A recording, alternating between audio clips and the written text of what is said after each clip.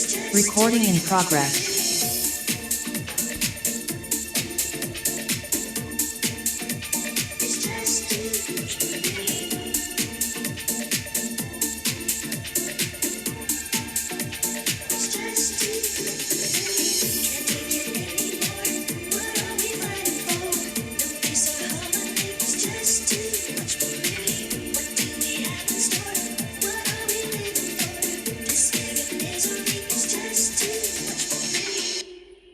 Yes, squad, good morning and welcome to today's session.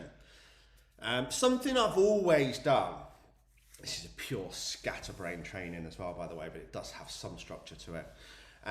Something I've always done, and you've probably seen either through my writing or certain times in life, I've always found meaning in music and meaning in lyrics and meaning in words.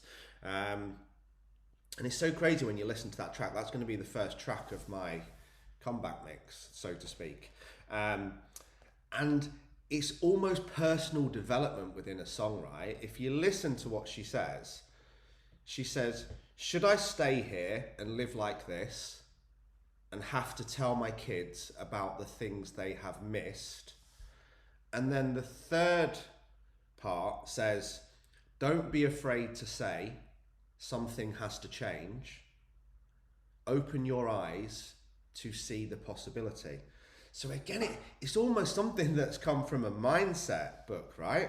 And I think sometimes if you do look into music like that, it's a little bit off topic, but there's a lot of answers, and same as there is in personal development stuff. There's a lot of answers in songs that you can look into. So sometimes just have a listen. If there's a song that you really connect with, actually listen to the lyrics. Like I obviously played the one from The Greatest Show, didn't I, the other day? So yeah, moving quickly on. I'm going to discuss two things because I had a big insight this week. Big epiphany. Morning everyone who's here live. Steve, Ali, Kerry, Craig, Carl, Luke, Jan and Hooch. Can't wait to see all you guys on Friday, by the way. Absolutely cannot wait, Friday and Saturday. So,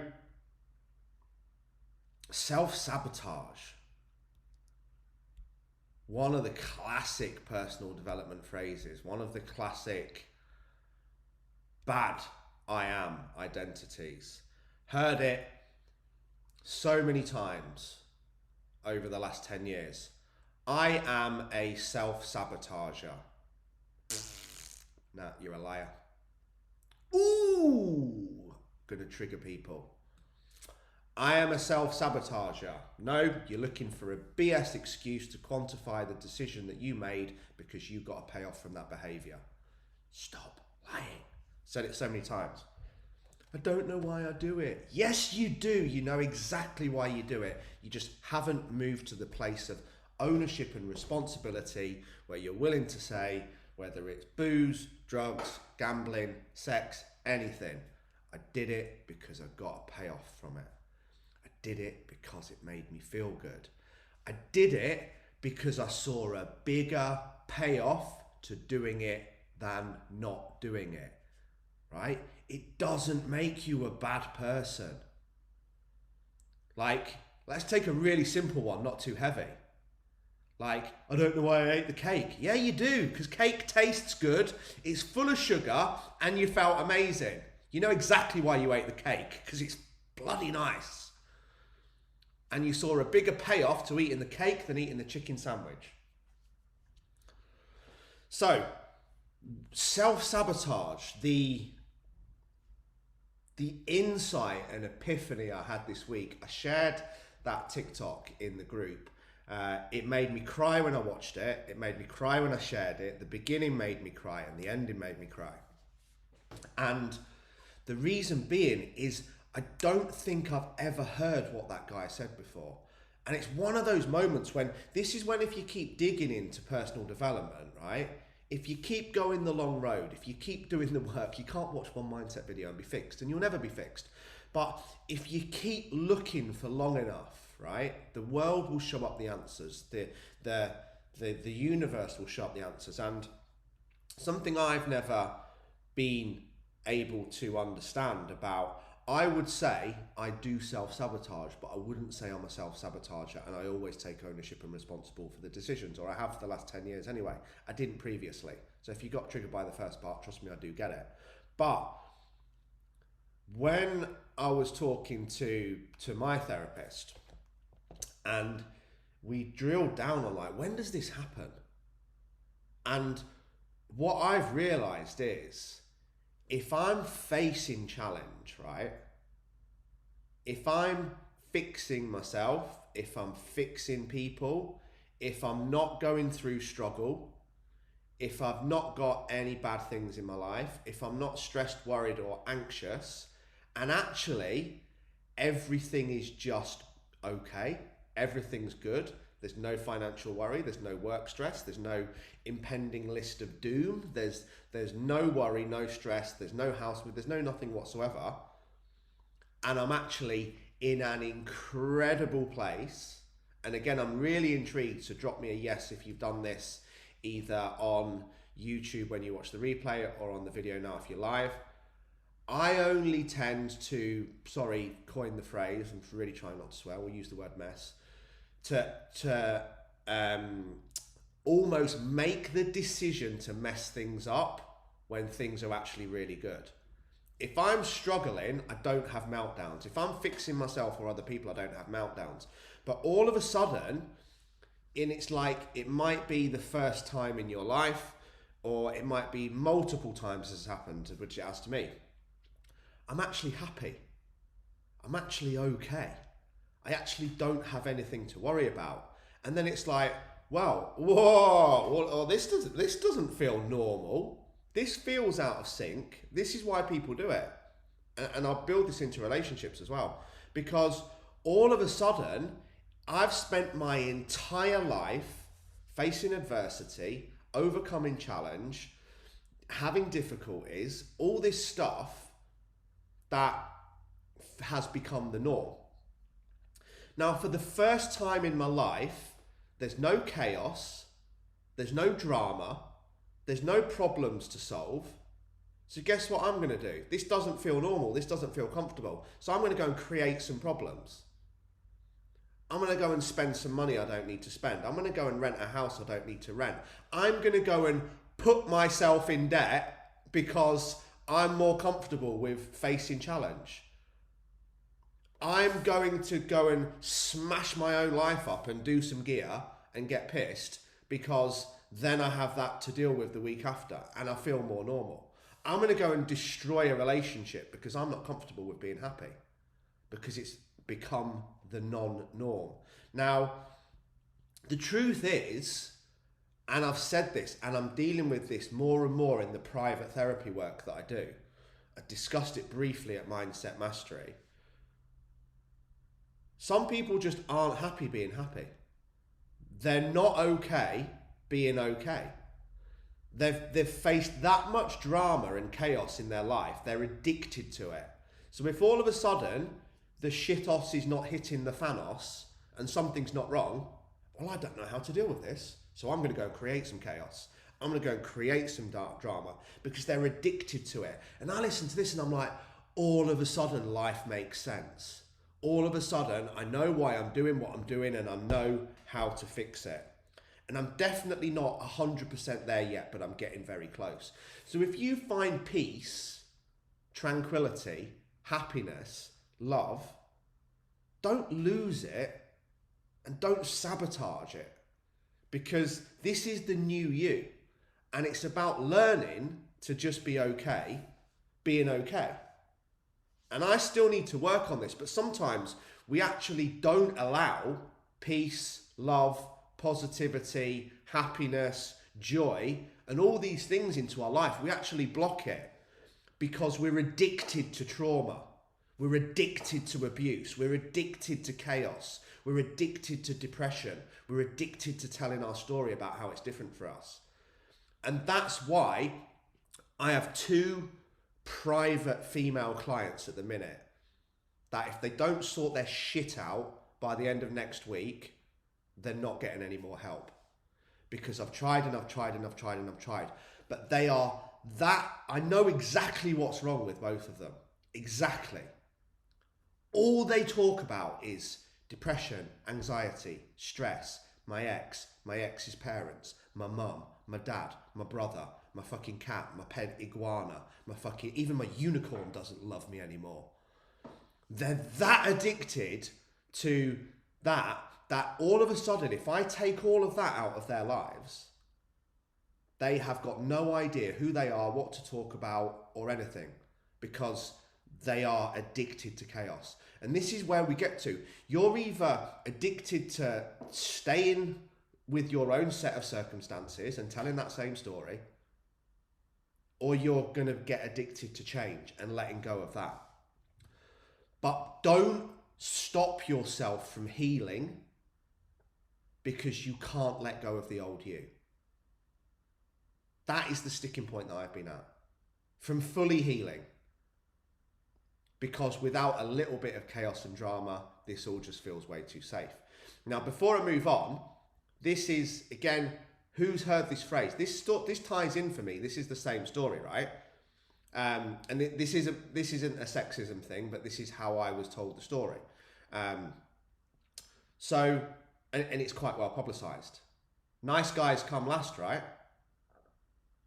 You see it over and over and over and over throughout society. There's these beautiful, kind, caring women who are married to or with narcissistic, lying, cheating, arrogant fuckboys who manipulate them. And then they go from, I'm never going to do this language thing, am I? Shall I just give up? Please just don't have your kids on unless you tell me at the start, right? And they go from bad man to bad man to bad man to bad man. And I remember talking to another, it's like I'm just bashing women today. Guys, I'm not, I promise you. Guys, I'm not. Ladies, I'm not. So I remember talking to a client, right? And she's like, she mentioned 7 exes. Every single one of them was either a drug dealer, in prison, beat her up, sexually abused her, manipulated her, narcissistic, lying, cheating piece of shit. And I need to be very careful. I had to be very careful with the way that I worded it to her, because I'm saying that's not fair what any of those people have done. But I need to be truly honest with you. Beep. What's the one common denominator in those 7 relationships? Fucking harsh, right? And it took balls for me to say it to her. You're the only common theme in all these 7 relationships.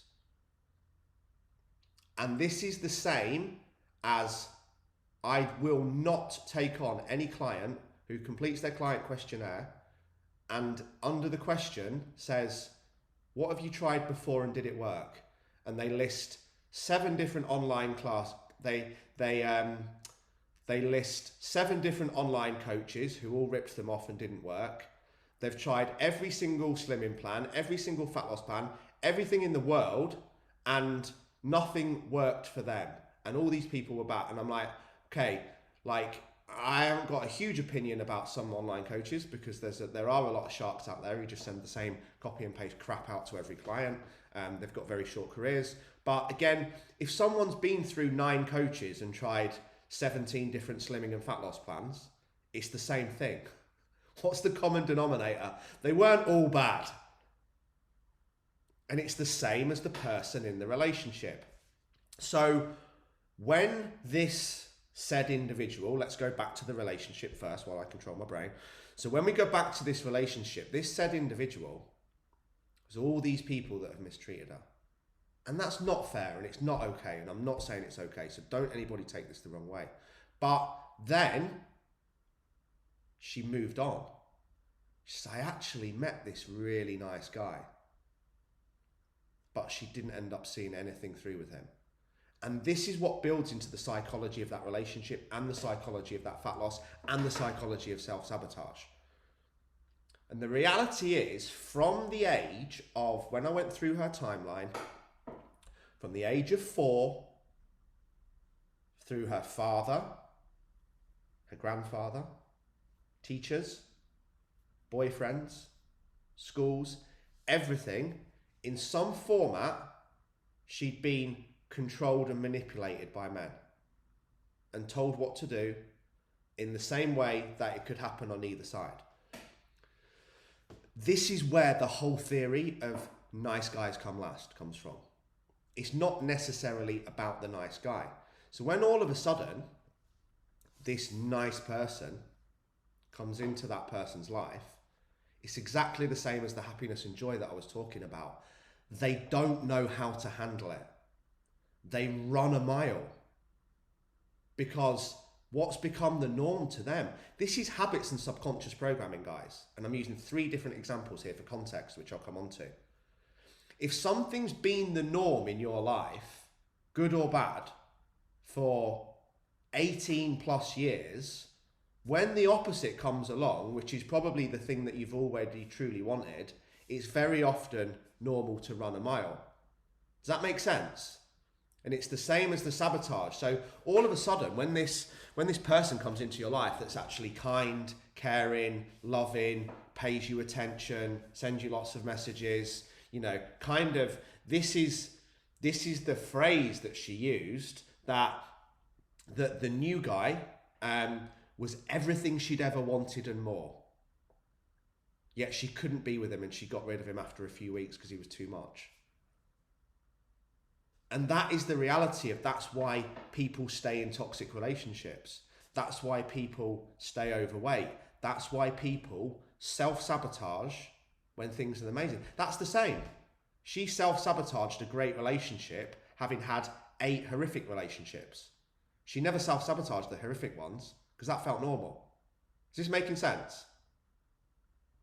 So don't stop your own future and your own happiness and your own joy when something good comes along because it feels abnormal. And that is one of the biggest sticking points that I've now realized that so many people do. I would rather stay here in this bad place that I've learnt to handle, which is chaotic and there's lots of drama, because that has become my own social programming. That's become my subconscious program and where I feel comfortable. I don't feel comfortable with being happy, carefree, loved, even though I say that I do. So we can then, I'm going to then build this back into it. I'm going to come back to this at end and around in a circle. These notes would not make no sense to another human, but they make perfect sense to me. So building back into gratitude, we've discussed so many times about it's the most powerful tool in the world, right? I would recommend, if you weren't at Unbreakable Mindset Mastery Live, go back and watch the YouTube video that I've uploaded on designing your dream life. If you were there, I'd recommend you go back and watch it again and do it at least once a week. Because there is nothing more powerful to set the mind and start it operating from a place of love and abundance, not a place of fear and scarcity, than gratitude. And then we link in the passion, the mission, and the passion, the mission, and the purpose, which is the key to joy. Even just sounding it, I start my day with gratitude and happiness, and then I move on to my mission, my purpose, and my joy. And all the areas that we've discussed, we need to go back to this analogy in this context of the compass of north and south. It can only point north or south at the same time. So we can't be grateful for everything we've got and being resentful about what we haven't got at the same time. It's impossible. Now, our thoughts will point this direction, but also I think it's really mindful that we need to be mindful that we can't point north all the time. That's perfectionism, which is the lower level of fear. So if you still are having negative thoughts, negative feelings and days, don't stress about it. You're not going to be able to get your thoughts thinking positively all the time. You're not going to be able to win every day. So we choose where it points. We choose our thoughts. We choose to be happy, grateful, and positive. And whatever we choose, we'll always get more of. But we have to do the work to reset the mind, or it's just going to keep pinging back to north. It will ping north, ping north, ping north, ping north, until you keep pointing it south. But you have to want to make it point south. those ladies, and as I said, it's not a sexism thing, they just all happen to be ladies, are addicted to keeping it pointing north. Because even though north is unhappy, toxic, abusive, manipulative, north feels safe. North feels comfortable because it's become who they are. And what is who you are? It's your identity. And that's why said individual will say, I am a self-sabotager. So, we need to reset it. And gratitude is always the best way to reset it. If you've moved on from that person and you've started to see the change, but you keep slipping back, as we all do, as I do, then we need to go right back to starting with gratitude every day. Gratitude is the prerequisite to every single thing in life. Gratitude is the prerequisite to life. I would go as far as to say that.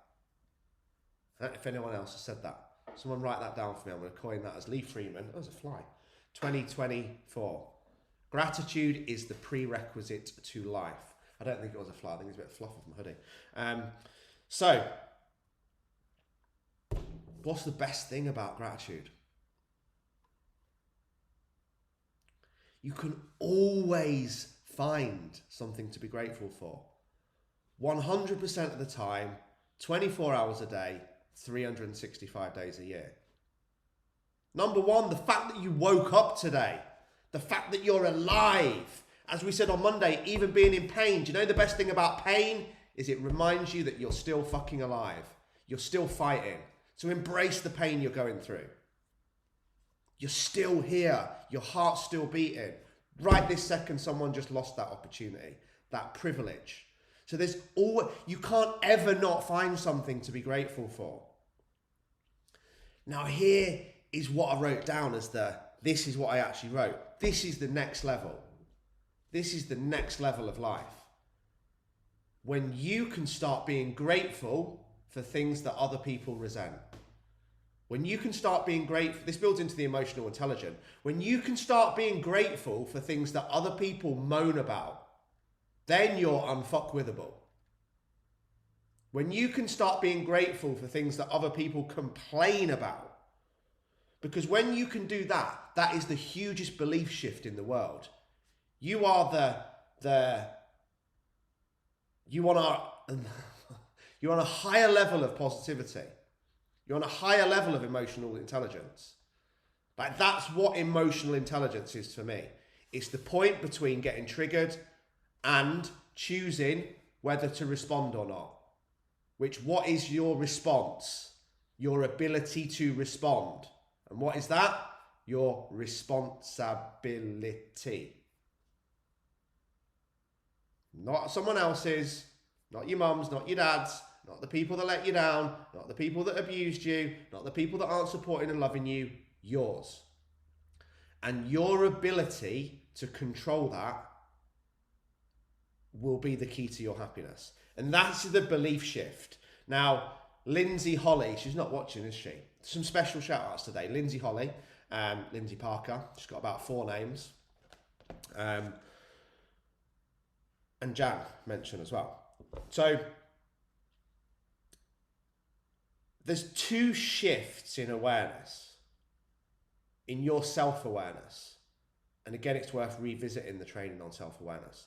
There's 2 shifts that are going to be the difference between you having a life of struggle, adversity, challenge, discomfort, and moaning, blaming, and complaining about it, and having a life of joy, fulfillment, and happiness. 2 shifts.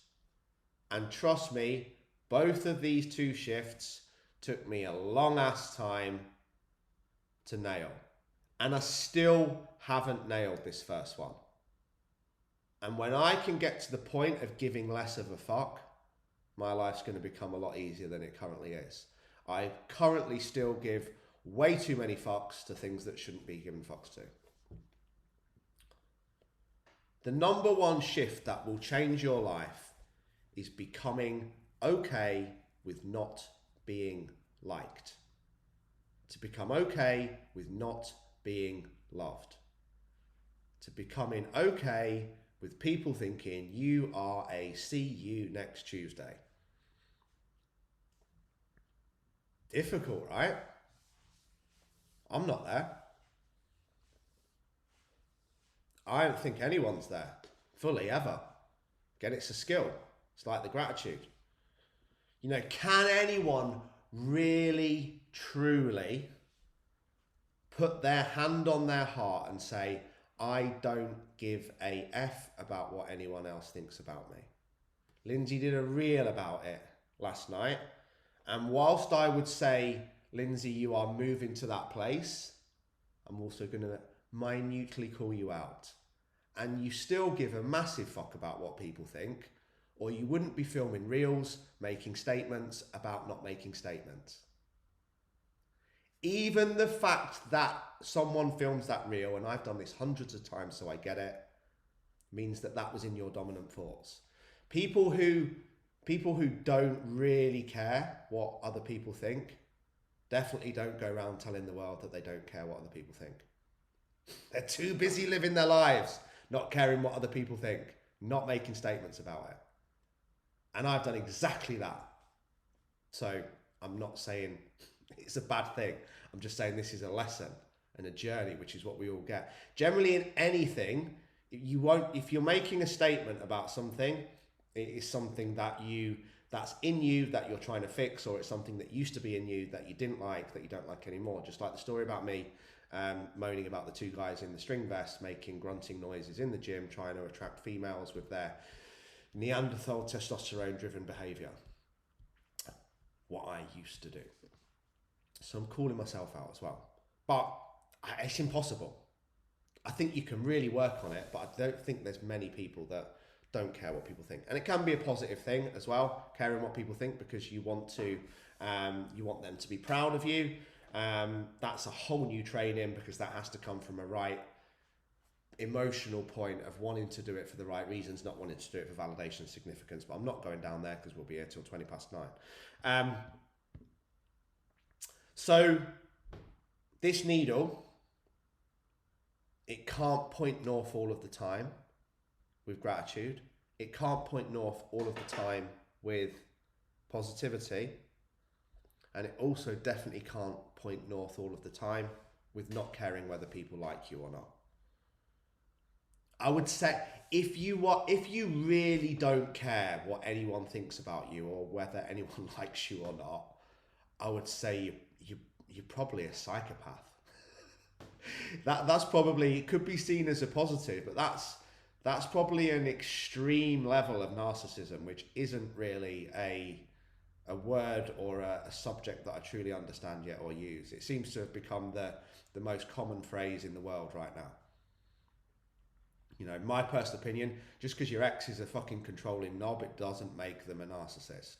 It's very different levels of it. But I would say a person who literally doesn't care whatsoever is probably too far the other way.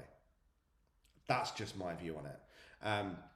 So I think there's a difference between not being okay, not being liked, but also caring a little bit. I think that makes you human, and you're being human if you're not. That is the narcissistic that really doesn't care how much they hurt people or what they think. And then meandering that over into, actually, let's reframe this as, rather than not caring what anyone thinks or not caring if people like me, which is important, I'm going to slightly reframe that into, I can care what other people think, but I'm not too bothered whether they like me or not, although I'm realistic, I will feel that way. But what I do need to do is stop trying to please people to get validation and love.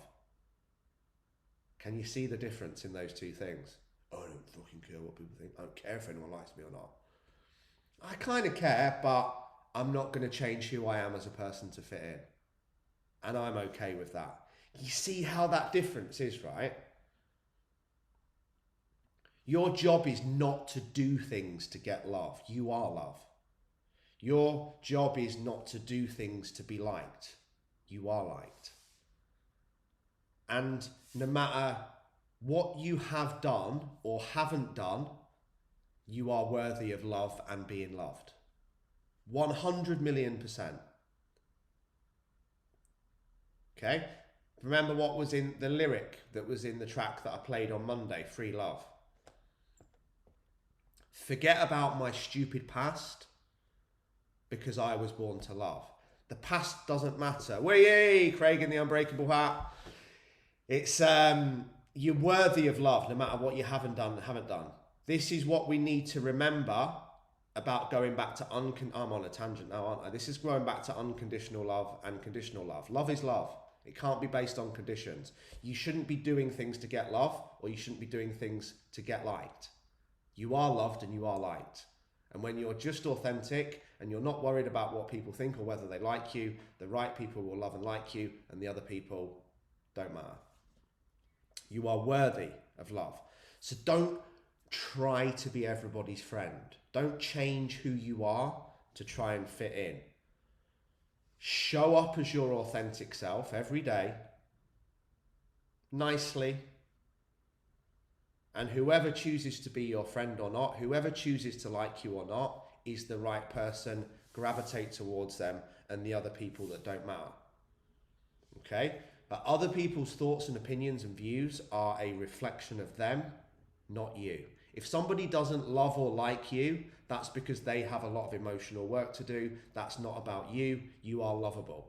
You are worthy of love. The fact that they don't love you is about them, not you. Does that make sense? So being okay not being liked and not being loved is really hard. Why? Because it's our biggest human need. Of course we want to be liked. I want to be liked. I want people to like me. I want people to love me. So of course if they don't, I'm going to be like, oh, that makes me feel not great. But okay, let's deal with it. Let's move. And let's give the attention and energy to the people who do love and like me. And I will only attract the right people by being authentic. Because if not, you'll spend your whole life trying to fit in. You'll spend your whole life not being authentic and changing who you are and saying things you don't mean and agreeing with things that you don't agree with and basically becoming a hybrid of somebody else's life because you daren't be who you truly are, because then it triggers your biggest human fear that you're not enough and you won't be loved. That is a fast track to a life of misery. It took me years to get to grips with this. I used to even like whatever mentor I was with or whatever rugby club I was or whatever circle of friends, right? I used to, what are those animals that change? Is it chameleons? Like I used to be a chameleon, yeah? So I could go like, back to my fucking dormant mates. Be hard as fuck. And then I could go like, back to my public school friends and be like, hey, Charlie boy, how are we doing today, old chap? And then I could go back to my other group of friends and I could just, I changed who I was on a virtually daily basis to the group and the people that I was with because I wanted to be accepted and loved and liked. And I'm like, now it's like, I understand this. I just need to be me.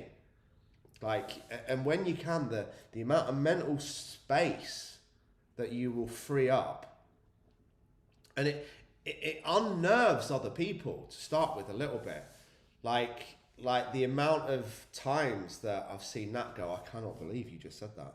Did you really just say that publicly live and to that person? And I'm like, yeah, I think I did. But that's because I've managed to, yes, there's some neurodiversity stuff going on, but I've also managed to remove that and start to be okay with, okay, you might not like what I'm going to say, but I know it's coming from a good place and I mean it from a good place. And I'm saying it because I want to help you. So not doing that, without a doubt, is a fast track to misery. You know, if I'm not truthful with a client and I like pander to them and show them too much empathy and compassion and tell them that it's okay not to be okay and, you know, let's all go and have a piss against a pity tree and talk about how bad life is, that's not helping them. Okay? Giving them titles isn't helping them. What's helping them 9 times out of 10 is giving them a fucking wake-up call. And very often they're not ready for it. But the amount of people who have then gone, do you know what? Actually, I really didn't like you at the time. I really didn't like you when you said that. But now I get it. and I want to say thank you. So it does work, and I've tested it, but it's a constant. Sounds crazy, right? How crazy is it? It's actually like, put your hand up virtually or on earth. If sometimes it is quite hard to be yourself. It is, because you think, can I say that? Can't I say that? Is that going to upset that person? Is this okay? You know? So that is, I would say that's the number one belief shift. Number two, we're back here again, but as we've said, repetition is the master of all skill. Life is not a comfort-based experience. It's a growth-centric experience. And this builds in, I'm going to try and wrap this around my head and get it back out, because it sounds contradictory, so we have to think about it. Because I've just said, if I'm not facing challenge, then I'm not growing. If I'm not facing challenges, I'm not playing big enough. But also, well, how do I now then get this right in my head? Because at the start, I've just said the key to happiness is probably at some point not facing challenge. And when I'm not facing challenge and everything's just okay, that's when I self-sabotage. So this will make sense, but eventually. Life is a contribution-based experience. Life is not a comfort-centric experience. It's a growth-centric experience. You're either growing, contributing, giving, moving forwards, or dying. That's it. Evolve or die. One of Hot Since 82's track names. Because when you realise this, and when you no longer seek comfort, that's when you will go to the next level. If an athlete wants to win, they don't seek out comfort. They seek out the opposite. I want to sweat. I want my trainer to batter me. I want you to destroy me. I want you to get me to work harder than I've ever worked. I want you to push me. I want you to see if you can break me. And I want to go through as much discomfort as I can every single day. Because that's how I will win the marathon of life. Going through discomfort over and over and over again until what most people class as discomfort, I class as easy. If you want to win, you need to walk the long, hard, comfortable road. You need to seek out resistance. You need to seek out discomfort. You need to not look for the easy road. You need to look for the hard road. You need to be willing to go through pain every day. You need to be willing to embrace it. Because most people are trying to live life avoiding anything that's difficult, avoiding difficult conversations, avoiding going to the gym, avoiding stopping drinking, avoiding every single thing that they can to prevent them having to take action to avoid the discomfort. Whereas winners seek it out and embrace it.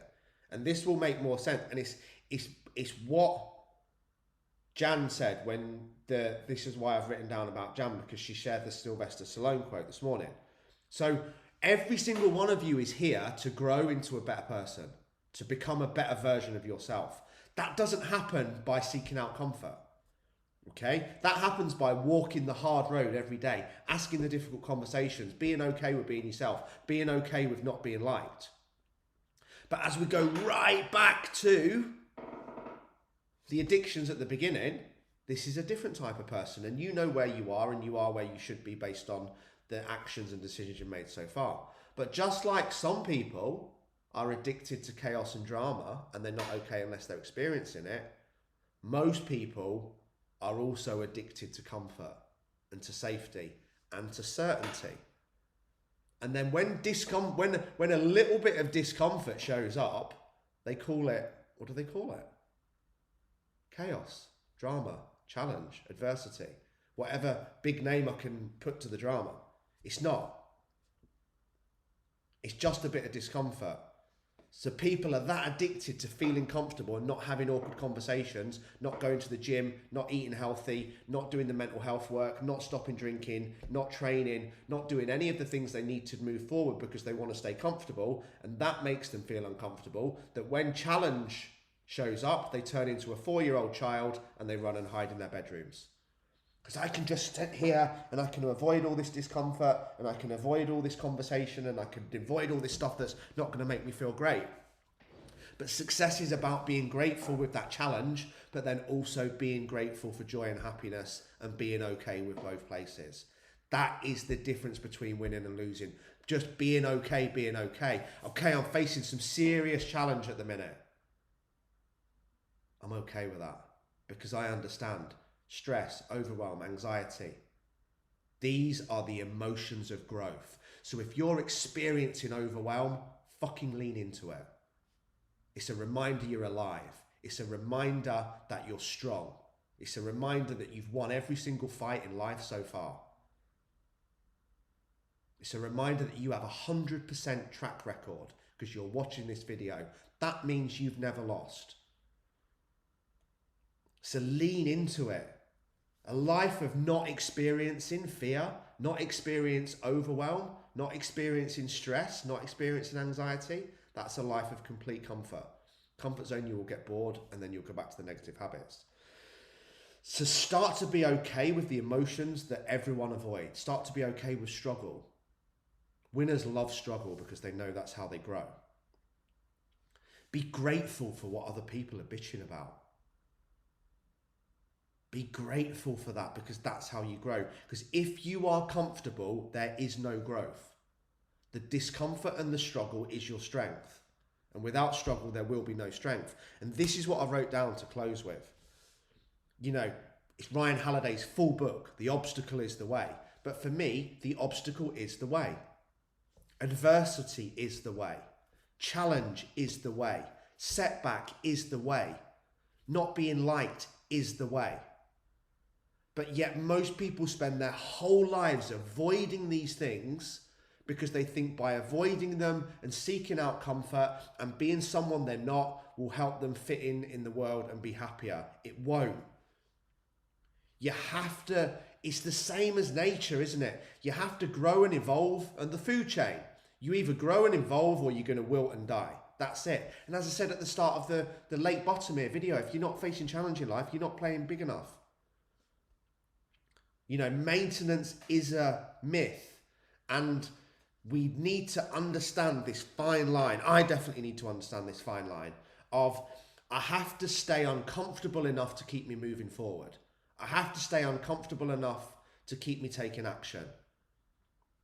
But I also need to get comfortable with sometimes just being happy, experiencing joy, and saying, actually, for a little bit of time now, I'm just okay being okay.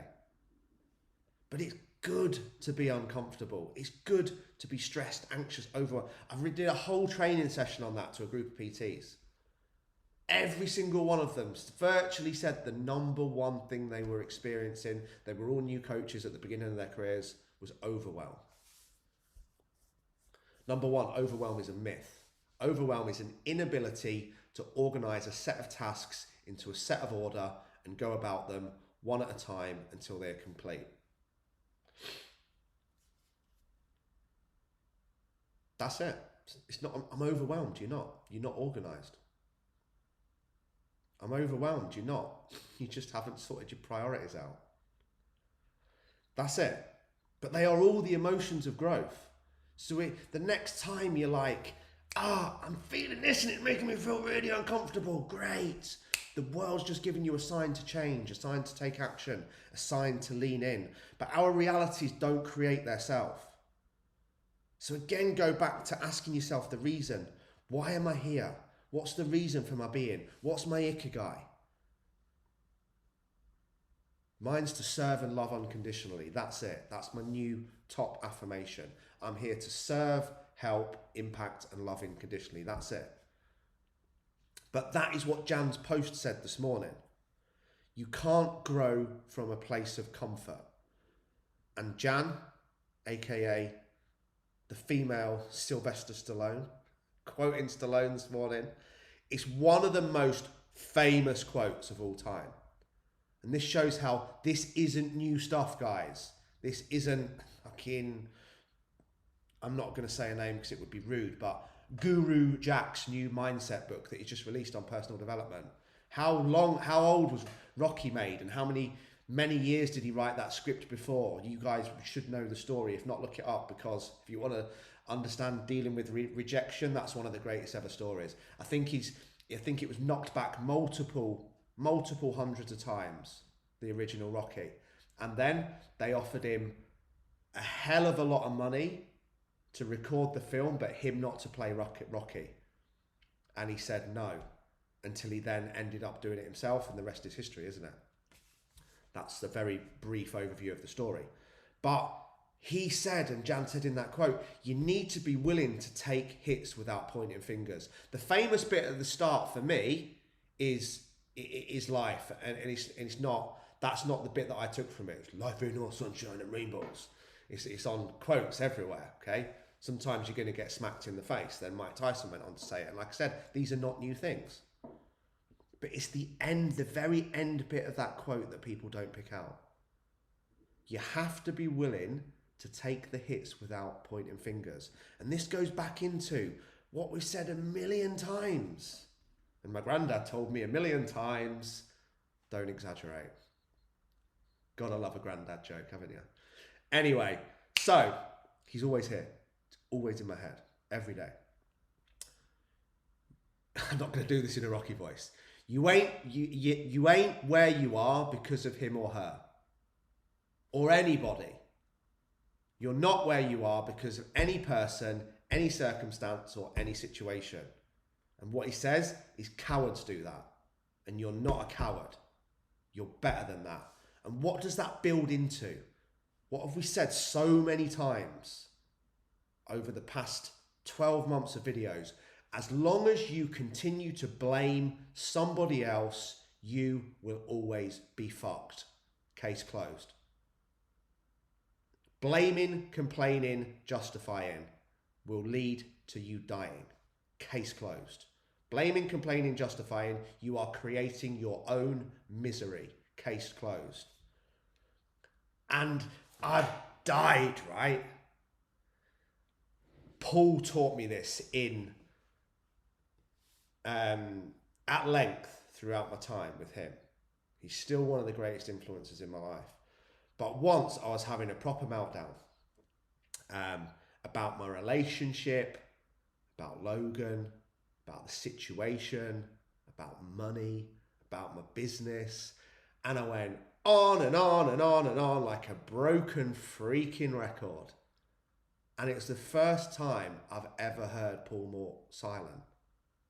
And when I finally stopped talking, he went, wow. Sounds to me like you're looking for someone to blame. And that was all I've been doing. That was all I've done for 5 minutes. All this stuff is happening and it's all someone else's fault and yada, yada, yada, yada. You will never, ever live a happy life. And again, Nikki V taught me the same thing. And when I first said this, it triggered a lot of people. And it triggered me as well. But you have to think about the context and not change it into the way that you want it to mean. Like I did that reel last night. That's going to go chaotic when it goes live on Facebook. It's basically when I said at Mindset Mastery that depression and anxiety aren't real things. Okay? They're not real illnesses. One person's going to listen to that and they're going to go to town on me. And they're going to miss the part afterwards when I say it's because you can't blood test for them. And it's because the reason I don't believe they're real things is because of that. But then I go on to say that doesn't mean they're not that real of emotions that they can be fatal and end in suicide or death. So I'm not taking away the seriousness of them. What I'm saying is they're not real illnesses that you can have.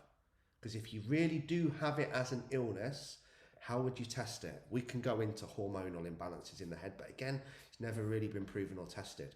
But the one person will take the context of that and go, oh, actually, he's actually saying they're that serious that they lead to multiple fatalities and suicide, which they do. But they'll just take the first part and twist it. And this is context and understanding. And this is what people will do. And you have to be open to going, oh, actually, I'm going to see the context of that from a positive mindset. He's not just bashing people saying that. He's actually, there is a really good point to the second part of it if you're willing to listen to it. Now, this comes into the blaming. So what Nikki said to me, she went, Lee, all the pain in your life, all the pain you have suffered, all the adversity, you attracted it. And straight away, your head will go, whoa, did I? Oh, fucking attracted my mum dying at 6 months old, did I? Yeah, nice one, Nikki. How did I attract that? I attracted all the abuse from the stepmother, did I, Nikki? How did I attract that? You know, you could question it straight away and go, that's not fair. That's not fair. What am I doing? That's not fair. Anything you can't say thank you for will always keep you stuck. So you can open your mind to it and say, yeah, I can twist that into, how did I attract that? Well, I attracted it because it was a lesson that I was meant to have in life. And if I can extract the lesson from it, I can say thank you from it. If I can say thank you from it, I can let it go. If I can let it go, I can move forward and be filled with gratitude, love and happiness and live a happy life. But if I'm just going to keep twisting everything anyone says to fit the pictures of my life and make it blame, then I'm always going to stay stuck. So again, you know, this is such a skill because again, it's, you know, people will say when we go back to the forgiveness thing, how could I possibly forgive that? Because you need to understand that forgiving doesn't mean you condone the behavior. You're just freeing yourself. Don't make it about the other person, what they said, what they did. Okay? Don't make the phrase that I said about me or you or an attack. We're back at emotional intelligence.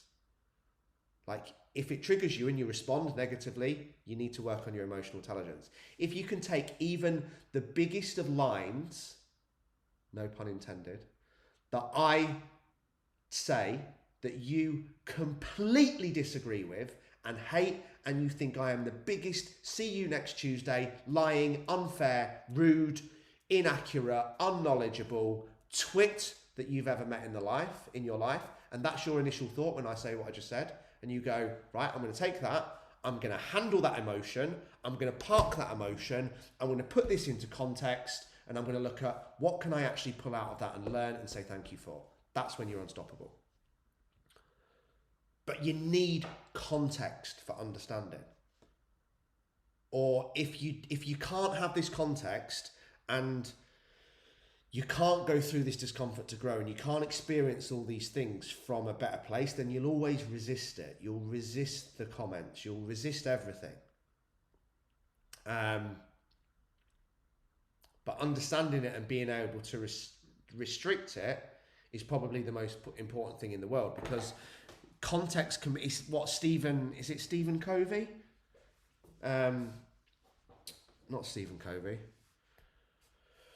Someone, chimp management, the chimp paradox about mind management. I can't remember who wrote it. It's a very famous book, but he's the same. Again, we've got the chimp that just wants to react, angry, reactive, negative, pull everyone down. And then we've got the other chimp that's calm, controlled. You know, and this is the great story about that again, it's the context which is definitive, because just like the story in that book about, let me remember it correctly, the story at the beginning is about the guy who's meeting his wife for tea. I think I've probably got this wrong, but it will come across right, and he's not there at 7 o'clock when he said he should be. So she goes batshit crazy. That's it, we're over, we're finished, I've rang you 3 times, you're not answering your phone, you're late, you haven't shown up, literally goes crazy into the middle of next week, because she's taken that tiny bit of information, not processed it, not got all the facts, not thought about it, not done any of those things. And 5 minutes later he called up, there'd been a horrific car accident in front of him. He'd been the first person to respond on the scene, and the reason why he didn't answer his phone was because he was on the phone to the paramedic. It's like, that's the context of the situation, and that's it, Professor Stephen Peters. And the same thing, you know, it's, you know, we can see something so quickly and make a judgment. An example that Peter uses is, all of a sudden you see someone grab a child and rag it, and like you instantly make, what are they doing to that child? Not realizing that there was actually a falling tree that happened 10 seconds later, and it was a courageous move that saved the parent's life. All they see initially was an adult ragging a child. So all these things are just, for me, it's about, you know, learning to take the situation or take the the lesson or take the gift or take the content, and even if you really don't agree, like, God, there should be hundreds of people that don't agree with my beliefs and opinions and what I'm saying, but you can still take it, not agree with it, not feel the need to challenge it, not feel the need to get angry about it, pluck out the bit that is the lesson, still be able to say thank you, and still be able to extract a lesson from it and move forward. That has been a roller coaster of a session, but I hope it all makes sense and it goes round. You know, the kind of point that we're going back to is just understanding. So, and Nathan, I'll be 1 minute. So the 2 points that I want to go back to really pull out is, obviously we spoke briefly at the start about self-sabotage. Take that away and remember, learn to be okay just being okay. And the second part, nothing will ever be more powerful than gratitude. We take gratitude to the next level by being grateful for things that other people resent. And the two biggest shifts in awareness that will change our life and lead to a life of fulfillment and happiness are: one, becoming okay with not being liked, stop pleasing people to get validation, understanding you are worthy of love whether you have done or not done anything. And then part two, understand if life is not a comfort-based experience, it's a growth-centric experience. If you're not facing challenge, if you're not contributing, if you're not growing, you're probably gonna die. What a lovely thought to end on. Guys, I love you all. Stay unbreakable. Nathan's here to fix the damage on my alloys that I caused in the Lake District. Let's hope I don't do it again this weekend. I love you all. See you soon.